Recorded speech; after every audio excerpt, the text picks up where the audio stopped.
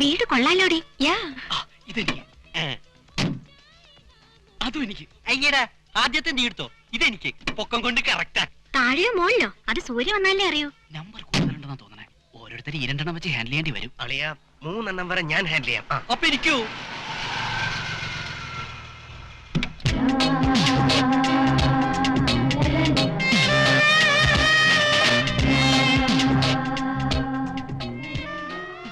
നമ്മുടെ ഉദ്ഘാടനം കളിക്ക്.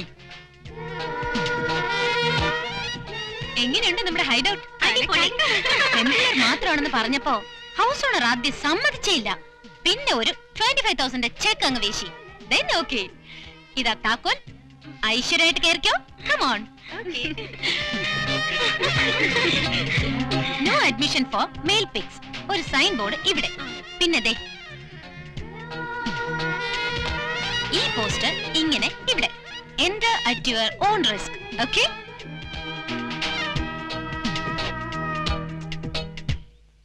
ഇവളുമാരെന്തിനാ വാരസ്യാരുടെ വീടിന്റെ മേലിലോട്ട് കയറിപ്പോയത്? കുറെ നാളായി ടുലറ്റ് ബോർഡ് തൂങ്ങണ കണ്ടില്ലേ? ഇപ്പൊ അത് കാണാറില്ല. അപ്പൊ അവളുമാരത് വാടകയ്ക്കെടുത്തു. എങ്കി കലക്കി. പ്രേമത്തിന്റെ പൂക്കാലം. നമ്മുടെ നല്ല തീ കോരിട്ട പിശാചുക്കളത്. അവരുമായൊരു ഫ്രണ്ട്ഷിപ്പിന് ഞാനില്ല. ഓ, അല്ലെങ്കിൽ അങ്ങോട്ട് ചെല്ല് ഫ്രണ്ട് ആവാൻ. നീയൊക്കെ തൊഴിൽ ഇത് ജീവിക്കാൻ പഠിക്കണ. യൂറോപ്യൻ ക്ലബിലെ പ്രോഗ്രാമിംഗിൽ നമുക്ക് കലക്കണം. ശബരിമലയിൽ തങ്ക സൂര്യോദയം. അവളുമാര് ജീവിക്കാൻ സമ്മതിക്കില്ലെന്നോ തോന്നണേ. പാടാ.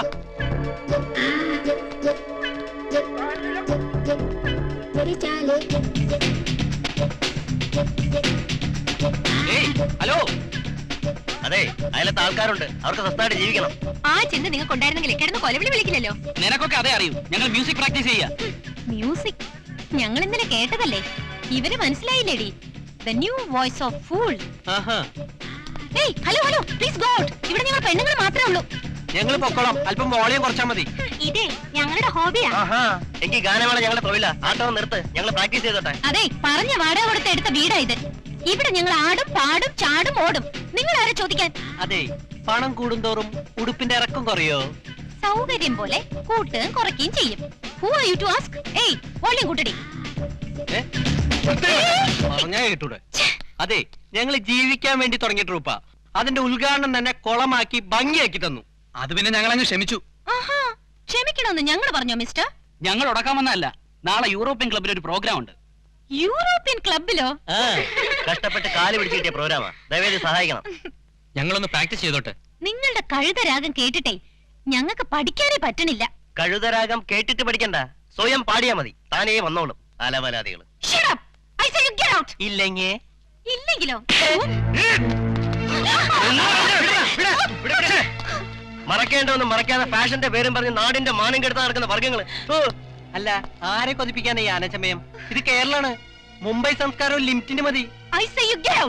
അല്ലെങ്കിൽ ഞാൻ പോലീസിനെ വിളിക്കും. ഇവിടെ സ്ത്രീകൾ മാത്രം താമസിക്കുന്നിടത്ത് വന്ന് ഞങ്ങൾ അക്രമം കാണിച്ചു എന്ന് പറഞ്ഞാൽ മതി. രായ്ക്ക് രാമാനം പോലീസ് ഞങ്ങളെ പൊക്കും. സംശയമുണ്ടോ?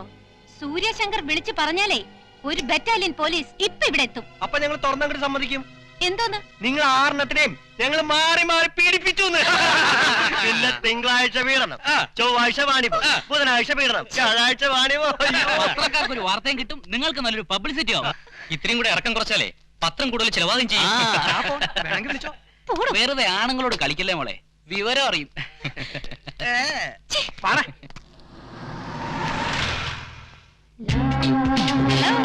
Good evening. Good evening. എവിടെ പ്രോഗ്രാം? ഇന്നലെ പറഞ്ഞില്ലേ, യൂറോപ്യൻ ക്ലബില്. അയ്യോ, ആ പ്രോഗ്രാം ക്യാൻസൽ ആയല്ലോ. ക്യാൻസൽ ആയിരുന്നോ? ആര് പറഞ്ഞു?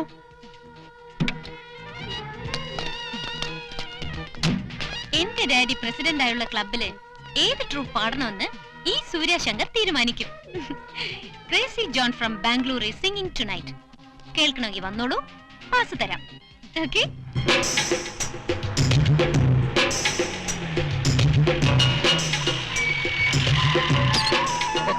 All the best. But I am sorry, very sorry, extremely sorry. ഒരു കേന്ദ്രമന്ത്രിയുടെ ഫ്ലൈയിങ് വിസിറ്റ് പോലെയായിരുന്നു പ്രോഗ്രാം. അതുകൊണ്ട് ഗാനമേളയുടെ ഉദ്ഘാടനത്തിന് വരാൻ സാധിച്ചില്ല. I am genuinely sorry. യാത്രയുടെ തുടക്കം കൽക്കട്ടയിൽ നിന്നായിരുന്നു. അവിടുന്ന് ഹൈദരാബാദ്, സെക്കൻഡറാബാദ്, അവിടെ നിന്ന് ബാംഗ്ലൂർ, മൈസൂർ, മദ്രാസ്, മധുര, കോയമ്പത്തൂർ വഴി പാലക്കാട് ക്രാഷ് ലാൻഡ് ചെയ്തു. എല്ലാം എക്സിക്യൂട്ടീവ് ക്ലാസ്സിൽ. ഇനി ഒരു 3-4 ദിവസം ജപ ജപ എന്ന് അടിച്ചു പൊളിക്കണം. എത്ര ബിസി ആയിരുന്നെങ്കിലും അച്ചായൻ പ്രോഗ്രാമിന് വരുമെന്ന് കരുതി.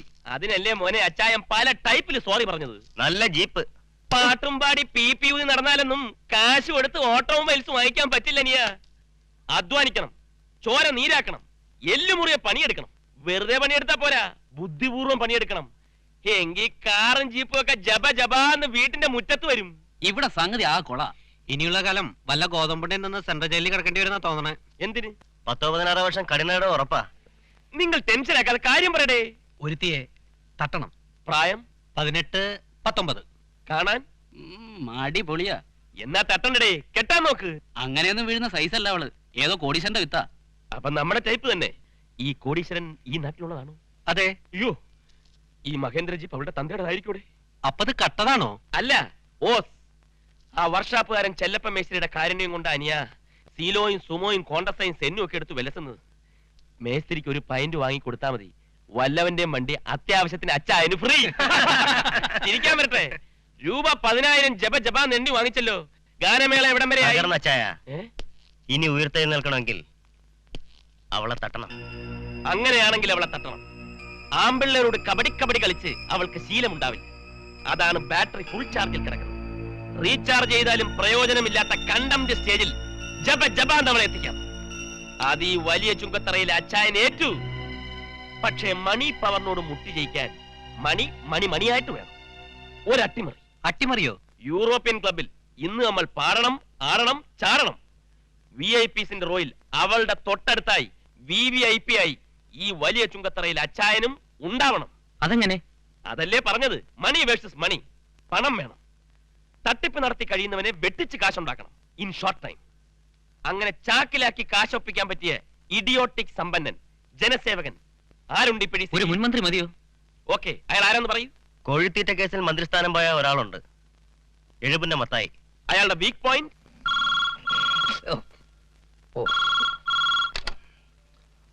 ഹലോ ഹലോ, മത്തായി സാറല്ലേ? അതെ, ഞാൻ മാമച്ചൻ. ഏത് മാമച്ചൻ? സാറന്നെ അത്ര വേഗം മറന്നോ? ഒരു കാഴ്ചയുണ്ടേ, ഫ്രഷാ. എടോ, ഞാനതൊക്കെ നിർത്തി. ഈ പുലിവാലൊന്നും പിടിക്കാൻ ഞാനില്ലേ. ഒരു ഐസ്ക്രീം കഴിക്കാൻ പോയതിനാ എന്റെ 2 സഹപ്രവർത്തകർ അകത്തായത്. ഈ കേസ് കെട്ട് നമുക്ക് വേണ്ടേ? 18 താഴെ പീഡനം, 18 മുകളിൽ വാണിപ്പം. സാറേ, ഇതെന്റെ പേഴ്സണൽ കേസാ, ഒന്ന് നോക്ക്. പറ്റിയില്ലെങ്കിൽ വിട്ടേക്ക്.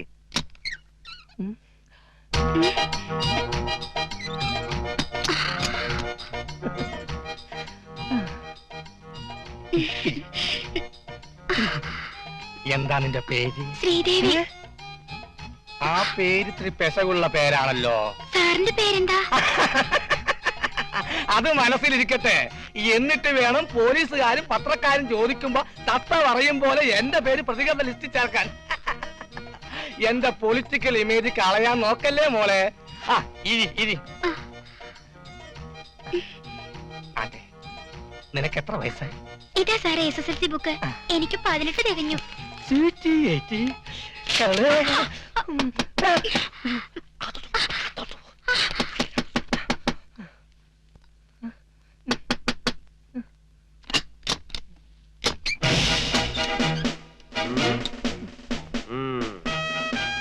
മുൻമന്ത്രി എഴുപുന്ന മത്തായി സാറല്ലേ? അതെ. തന്റെ പേരെന്താ? ഞാൻ ബൽറാം, ഇൻസ്പെക്ടർ ബൽറാം. കേട്ടിട്ടില്ലേ? ഇവിടെ കേട്ടിട്ടുണ്ട്. ഏത് സ്റ്റേഷനിലെയാ? ഇവിടെ തന്നെ. ഇവിടുത്തെ പീതാംബരനല്ലേ? പീതാംബരം പത്തനാപുരത്തേക്ക് പോയി. ഇന്ന് സന്ധ്യക്ക് ഞാൻ പീരിമേട്ടിൽ ഇങ്ങോട്ട് പോന്നു. Punishment transfer. പീരിമേട്ടിൽ ഒരു സഹാവിനെ കണ്ട് ചിരിച്ചില്ല, അതാ കേസ്. സാറിനെന്താ ഒരു പരിഭ്രമം? സാറിന്റെ തറയിൽ കാലുറപ്പിച്ച് നിൽക്കാത്തത്? ഒരു തരം സന്ധിവാദമാ, പാരമ്പര്യമായിട്ടുള്ളതാ. സാറിന്റെ മുഖത്തെന്താ ഒരു കള്ള ലക്ഷണം? അത് ജന്മനാ ഉള്ളതാ. സാർ ഇങ്ങോട്ട് ഇറങ്ങി മാടി. മത്തായി സാർ കോഴിത്തീറ്റയൊക്കെ ഉപയോഗിച്ച് ഇപ്പൊ പീഡനം തുടങ്ങിയോ? അയ്യോ, ഇത് പീഡനമല്ല, അവർക്ക് 18 വയസ്സ് കഴിഞ്ഞു. അപ്പൊ വാണിഭവം രണ്ടും ഫലത്തിലൊന്നു തന്നെ. സാർ, എന്നെ രക്ഷിക്കണം. ലോ ആൻഡ് ഓർഡർ കാത്തു സൂക്ഷിക്കേണ്ട ഉത്തരവാദിത്തപ്പെട്ട ഒരു പോലീസ് ഓഫീസർ രക്ഷിക്കണമെന്നോ? സാർ, എന്ത് തരും? എന്ത് തരണം? 2 ലക്ഷം. 2 ലക്ഷമോ? ഞാൻ ഈ വനിതയൊന്നും തൊട്ടിട്ട് പോലുമില്ല സാർ. കാശ് പോണോ മാനം പോണോ? കാശ് പോയിക്കോട്ടെ, എന്നാലും ഇത് കുറച്ച് അധികമല്ലേ സാറേ?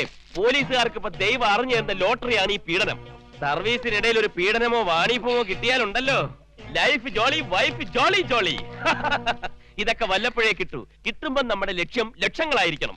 അതുകൊണ്ട് ജപജപാന്ന് കാശിന്റെ അടുത്ത ടൈമില്ല. എത്ര വേണമെങ്കിലും തരാം, പക്ഷെ പീഡിപ്പിച്ചു എന്ന് പറഞ്ഞെന്നെ പേടിപ്പിക്കരുത്.